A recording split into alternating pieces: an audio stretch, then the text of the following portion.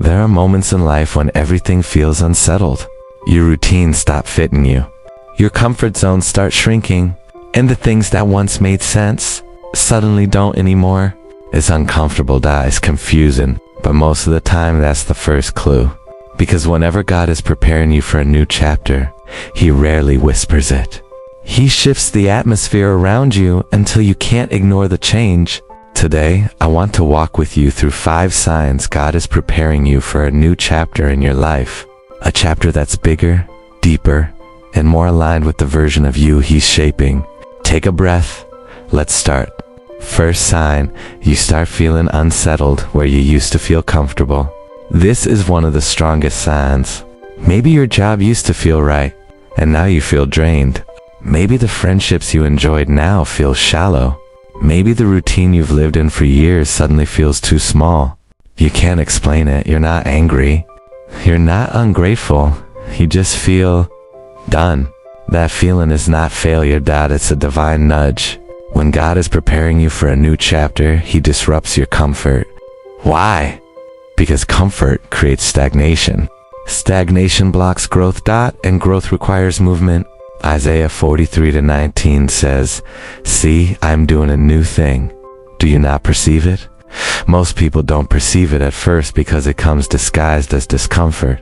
What you're feeling is not emptiness, it's transition. God is shifting your spirit so you can outgrow the space that can't hold your future. Seconds in, God starts removing people you never planned to let go. This one hurts the most. People drift, communication fades. Some connections break suddenly, others dissolve slowly. But here's the truth. Not everyone can go where God is taking you. Some people were in your life for the chapter you're leaving, not the chapter you're entering. God isn't punishing you. He's protecting you.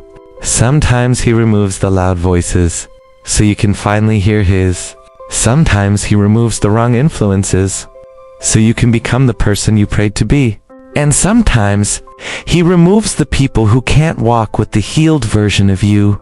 John 15:2 says, He prunes every branch that bears fruit so it will bear more fruit. Pruning is painful, but it's the only way growth happens. If God is removing people, it's not abandonment, it's alignment. Third sign, you start losing interest in what was never meant for you. This is subtle but powerful. Things you used to chase don't excite you anymore. Old habits don't feel satisfying. Desires you once had begin to fade. You don't even have the energy to force what you used to force. And you might wonder, why am I becoming like this? Because God is detoxing your spirit. Before He elevates you, He cleanses you.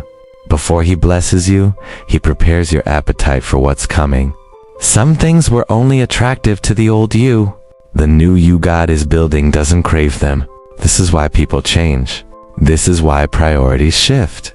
This is why you wake up one day realizing you don't want what you used to want. It's not boredom, it's transformation. God is silently rewiring your desires so you don't sabotage your next chapter with old habits. Philippians 2:13 says, For it is God who works in you, both to will and to act according to His good purpose. God changes your will before He changes your world. Fourth sign, doors start closing, even the ones you wanted to stay open. We don't like this sign. It feels like rejection, confusion, or failure.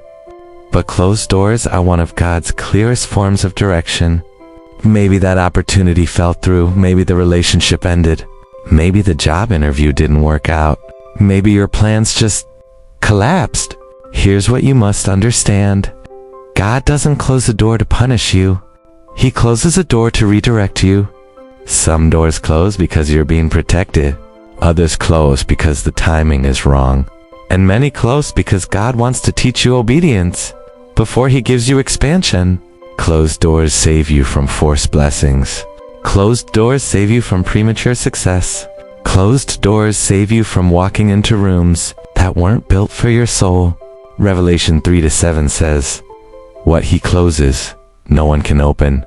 And what He opens, no one can shut. If God closed it, it wasn't meant to hold your next season. Fifth sign, you feel a strange mix of fear and expectation. This is the emotional proof. Your spirit feels nervous, but hopeful. You feel something shifting, even if nothing has changed yet. It's like your soul knows something your mind can't articulate. This usually happens right before God launches you. Fear rises because you're leaving the familiar. Faith rises because you can sense the new beginning. This tension is holy, that is spiritual. It's preparation. Whenever God is preparing you for a new chapter, He lets you feel it before you see it. He gives your spirit a preview, so you don't collapse during the transition. Pay attention to that inner pull, that inner stirring, that quiet whisper that says, something new is coming. Because that's not anxiety, that's awakening. Maybe your life feels unfamiliar right now. Maybe you're losing people, shifting desires, or facing closed doors. But don't panic, you're not being abandoned. You're being aligned. God is unfolding a new chapter, and He's preparing you from the inside out. Jeremiah 29:11 reminds us, for I know the plans I have for you, plans for hope, plans for a future, plans for the chapter you didn't see coming. You're not at the end, you're at the turning of a page. If this message spoke to you, take a moment and ask God, what new chapter are you preparing me for? And if you want more teachings to help you grow deeper in faith, go ahead and subscribe. We're walking this journey together, and the next chapter God has for you is worth getting ready for.